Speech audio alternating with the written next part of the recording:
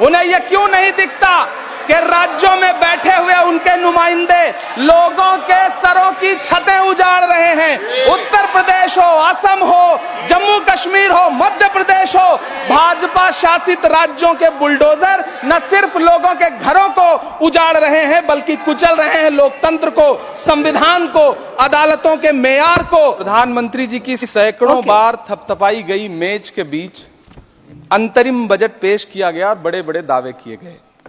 देश ये कैसा बनाया आपने, लूट कर पैसा बनाया आपने, देखिए जलते दिए भी बुझ गए, अजब दीपक राग गाया आपने। मैम, पूरा सदन अमृत काल के बजट की चर्चा कर रहा है, मैं तो गरीबों की रोटी और दाल के बजट की चर्चा करूंगा। तुम्हारी फाइलों में गांव का मौसम गुलाबी है, मगर ये आंकड़े झूठे हैं, ये दावा किताबी है। मैं इस बजट को अमीरों का अमीरों के लिए पेश किया गया बजट कहूंगा। इसमें गरीबों के लिए कुछ है ही नहीं। नौकरी मांगने वाले नौजवानों पर लाठियां बरसाने वालों, आपने इस बजट में युवाओं को क्या दिया? आपने पुरानी पेंशन बहाली की मांग करने वालों को क्या दिया? सालों से अपने लिए छत तलाश रहे लोगों को आपने इस बजट में क्या दिया? और फिर आपको पूरी उम्मीद है कि पूरा देश आपके इस पेश किए गए बजट पे लहालोट हो जाए, तालियां पीटे, मंगल गान गाए। कैसे संभव है? मैं सदन में खड़ा होकर के इस बजट पे चर्चा करते हुए कहना चाहता हूं कि इस बजट में फुटपाथ पर रहने वाले, छप्परों में रहने वाले, झुग्गियों में रहने वालों के लिए क्या है, उनके लिए क्या है जो प्रधानमंत्री के किए गए वायदों की बाट जोह रहे हैं। हर साल फरवरी की खूबसूरत सुबह और सजी हुई संसद से बरसते हुए झूठे वायदों की जवाबदेही कौन तय करेगा?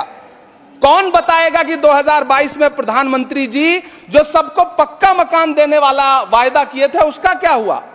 लोगों के सरों पर छत देने वाले प्रधानमंत्री जी के जुमलों से अलग उन्हें यह क्यों नहीं दिखता कि राज्यों में बैठे हुए उनके नुमाइंदे लोगों के सरों की छतें उजाड़ रहे हैं।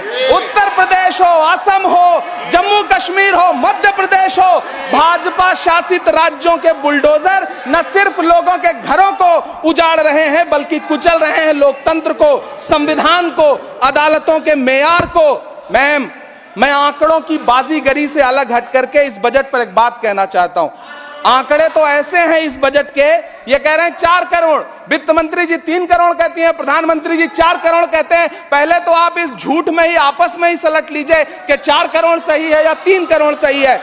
मैं आंकड़े तो ऐसे हैं इस बजट के मैम कि जो सुने वो बस पथराई आंखें लेकर किंग कर्तव्य विमूढ़ हो जाए। लेकिन झील में पानी बरसता है हमारे देश में, झील में पानी बरसता है हमारे देश में, खेत पानी को तरसता है हमारे देश में, जिंदगी का हाल खस्ता है हमारे देश में, दूध महंगा खून सस्ता है हमारे देश में।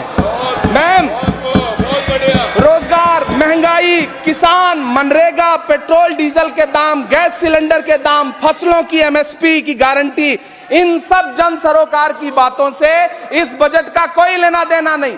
हमारे ट्रेजरी बेंच के साथी हंगामा कर रहे हैं। मैं तो कहना चाहता हूं मैम, वो एक बार इनके एक नेता एक गांव में गए और उन्होंने गांव में कहा कि गांव वालों आओ, मैं तुम्हारी समस्याएं समाप्त करना चाहता हूं। गांव वाले इकट्ठा हो गए। नेताजी ने गांव वालों से कहा बताओ तुम्हारी 2 समस्याएं बताओ, मैं दोनों समस्याओं का यहीं पे समाधान करूंगा। तो गांव वालों ने कहा साहब हमारी पहली समस्या है कि हमारे यहाँ कोई हॉस्पिटल नहीं है। तो नेताजी ने मोबाइल निकाला, कहीं फोन मिलाया और मिला के फोन पे पता नहीं क्या कुछ कहा कि यहाँ गांव में हॉस्पिटल नहीं है, हॉस्पिटल तुरंत, यहाँ हॉस्पिटल चाहिए। गांव वाले खुश हो गए कि 1 मिनट में यहाँ हॉस्पिटल आ रहा है। अगली समस्या के बारे में उन्होंने, नेताजी ने गांव वालों से कहा कि मैंने आपकी पहली समस्या समाप्त कर दी, दूसरी समस्या बताओ। तो गांव वालों ने कहा साहब इस गांव में कोई भी मोबाइल का नेटवर्क ही नहीं है। ये है इनके काम करने का तरीका, ये है झूठ बोलने का तरीका। इन्होंने वायदे किए बड़े बड़े, जो 10 साल के इनके वायदे हैं मैं उनके बारे में बात करूंगा। वायदों से ज्यादा इनके नारों पे बात करूंगा। पहला नारा था बहुत हुई महंगाई की मार, अब की बार मोदी सरकार। आइए इस नारे की समीक्षा करते हैं। पेट्रोल, डीजल, गैस, ये तो बड़ी बड़ी बातें हैं। आटा, चावल, दूध, दही, पनीर, छाछ, सब चीज पे जीएसटी। अरे ये फिल्में टैक्स फ्री करने वाले लोग कफन तक पर जीएसटी लगा रहे हैं और ये गरीबों की बात करते हैं। मैम ये सरकार झूठ की सरकार है। ये सरकार के जितने दावे हैं सब खोखले हैं। आज प्रधानमंत्री जी कह रहे थे सबका साथ सबका विकास। ये कैसा सबका साथ सबका विकास है कि मौलाना आजाद नेशनल फेलोशिप आपने बंद कर दी, आपने माइनॉरिटी डिपार्टमेंट का बजट घटा दिया। आप कह रहे हैं सबका साथ सबका विकास। आप बात करते हैं बेटी बचाओ बेटी पढ़ाओ। हमारी आंखें हाथरस से लेके कठुआ से लेकर के और देश की जंतर मंतर की सड़क वो देख रहे हैं जब हमारी ओलंपिक पदक लाने वाली बेटियों को प्रधानमंत्री की चौखट पे अपना मेडल रख देना पड़ रहा है। इससे शर्मनाक क्या हो सकता है।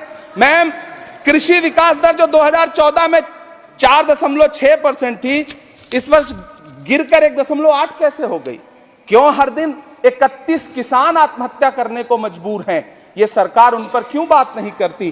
कीमत तो बहुत बढ़ गई शहरों में धान की, लेकिन विदा ना हो सकी बेटी किसान की।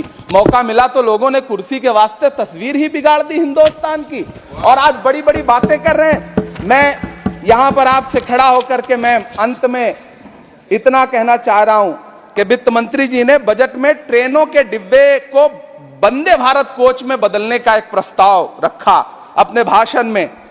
ठीक है, ये सुनने में कानों को बहुत अच्छा लगता है, लेकिन मैम ये सरकार ट्रेनों की सुरक्षा के बुनियादी मुद्दों पर एक शब्द नहीं बोलना चाहती। बालासोर हादसे में घायल हुए लोगों की चिता की राख अभी तक ठंडी नहीं हुई है। वंदे भारत के वीडियो पोस्ट करने वाली ये सरकार कभी भारत की जनरल डिब्बों की, रेलवे के स्लीपर क्लास डिब्बों की वीडियो अगर पोस्ट करे ट्विटर पे तब समझ में आए। बिहार से, इलाहाबाद से, लखनऊ से दिल्ली आने वाली, मुंबई जाने वाली ट्रेनें देख लीजिए, उनकी हालत देख लीजिए, तो आपको लगेगा कि ये वही ट्रेनें हैं। आज स्थिति ये है कि रेलवे स्टेशन तो छोड़िए, रनवे पर खाना खिला रही हैं आपकी प्राइवेट एयरलाइंस। अभी आपने जुर्माना लगाया है, नोटिस दिया है एक एयरलाइंस को। यह स्थिति आपने करके रख दी है ट्रेनों की, एयरलाइंस की। ऐसे में मैम कागजों पर तो आप कितना भी वंदे भारत और बुलेट ट्रेन सर पर दौड़ा लीजिए, लेकिन असल में भारत की ट्रेनों की डिब्बों की सवारियों की हालत देखने लायक है। अगर सरकार खुली आंखों से उसे देखना चाहे तो देखे और उनकी स्थिति सुधारे। आज प्रधानमंत्री जी ने अपने भाषण में यहां खड़े होकर कई बार न्यू मिडिल क्लास की बड़ी चर्चा की, न्यू मिडिल क्लास जनरेट करेंगे। लेकिन मैं तो यहां खड़ा होकर के सरकार से कहना चाहता हूं कि न्यू मिडिल क्लास का जुमला अपने पास रखिए। यह बताइए कि जो पुराना मिडिल क्लास है उसके साथ आप कैसा व्यवहार कर रहे हैं। आज उसकी स्थिति क्या है?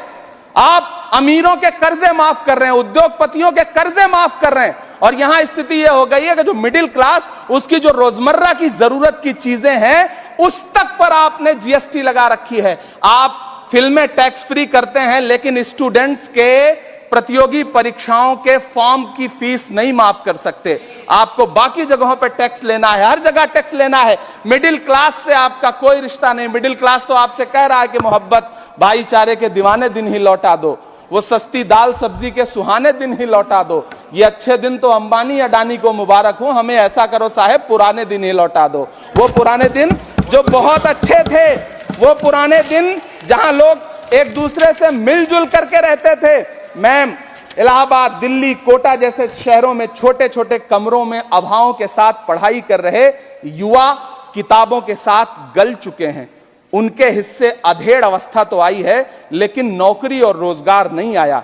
हर साल 2 करोड़ नौकरियां देने का दावा करने वाली ये सरकार 10 साल में युवाओं को नौकरियां नहीं दे पा रही है। 20 करोड़ नौकरियों का बोझ है इस सरकार के कंधे पर, और 2024 में देश देखेगा कि उन्हीं 20 करोड़ नौकरियों के बोझ तले दबकर बैठ जाएगी ये सरकार। ये देश देखेगा, क्योंकि जिस ओर जवानी चलती है उस ओर जमाना चलता है। देश का युवा नाराज है, देश का युवा गुस्से में है। ऐसे में उसकी पीड़ा को इस बजट में कहीं भी आवाज देने की कोशिश नहीं की गई। मैं आपके बीच खड़ा हूं, मैं तो वित्त मंत्री जी का भाषण सुन रहा था। यह कहा जा रहा था यह अमृत काल का बजट है, यह अमृत काल का बजट है।